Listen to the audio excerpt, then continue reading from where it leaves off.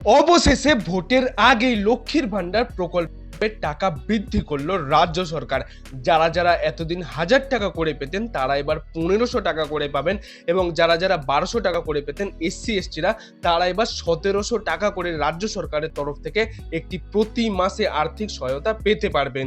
এবং তারই সাথে রাজ্যের নতুন যুব সাথী প্রকল্প চালু করলো রাজ্য সরকার, যাতে করে যারা বেকার যুবক যুবতীরা রয়েছেন, যারা এখনো চাকরি পাননি বা কাজ পাননি, তারা শুধুমাত্র মাধ্যমিক পাস করে থাকলেই 18 থেকে 40 বছর বয়সী যুবক যুবতীরা কিন্তু প্রতি মাসে 1500 টাকা করে রাজ্য সরকারের পক্ষ থেকে একটি আর্থিক সহায়তা পেতে পারবেন। এবং তারই সাথে আশাকর্মী বা সিভিক ভলেন্টিয়ার তাদেরও কিন্তু মায়নায় বৃদ্ধি করা হয়েছে 1000 টাকা করে। এবং মুখ্যমন্ত্রী মমতা বন্দ্যোপাধ্যায় নিজে লাইভ ঘোষণা করে দিয়েছেন। তো তিনি কি বলেছেন নিজের মুখে, তোমরা এবার পুরো সম্প্রচারটি দেখে নাও। 2 লক্ষ কোটি টাকার বেশি কেন্দ্রীয় সরকারের কাছে আমরা পাই, আমাদের বঞ্চনা করা হয়েছে। এই বাজেটেও আপনারা দেখেছেন বাংলাকে কিছু দেয়া হয়নি। তো এত বঞ্চনা সত্ত্বেও এবং 5 বছর ধরে 100 দিনের কাজের টাকা বন্ধ, যদিও পরপর 5 বছর আমরা 100 দিনের কাজে ইন্ডিয়াতে প্রথম হয়েছিলাম।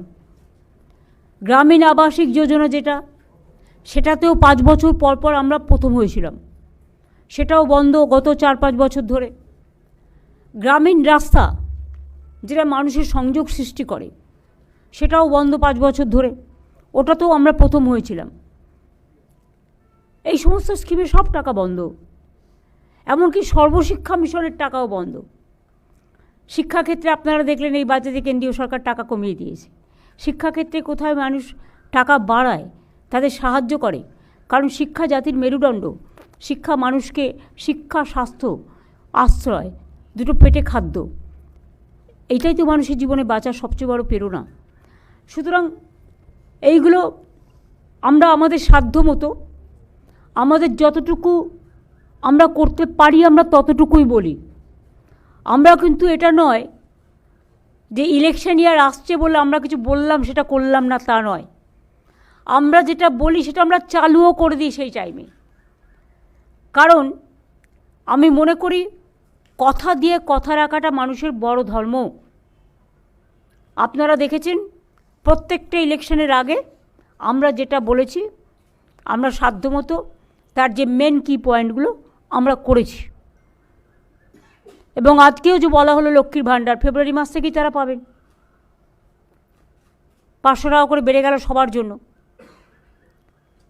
ধরুন সিভিক, গ্রিন পুলিশ, গ্রামীণ পুলিশ, আইসিডিএস, আশাকর্মী থেকে শুরু করে প্যারা টিচার, শিক্ষাকর্মী, শিক্ষাবন্ধী, সব নানা রকম আছে যেগুলো অলরেডি বলেছে। এগুলো তো যুক্ত করা হয়েছে, আপনি দেখেছেন বাজেটে বলে দেওয়া হয়েছে। তো যারা 1000 পেত 1500 পাবে, আর যারা 1200 পেত তারা 1700 পাবে। এটা কি কম হলো? আপনি জানেন এতে কত টাকা যায়?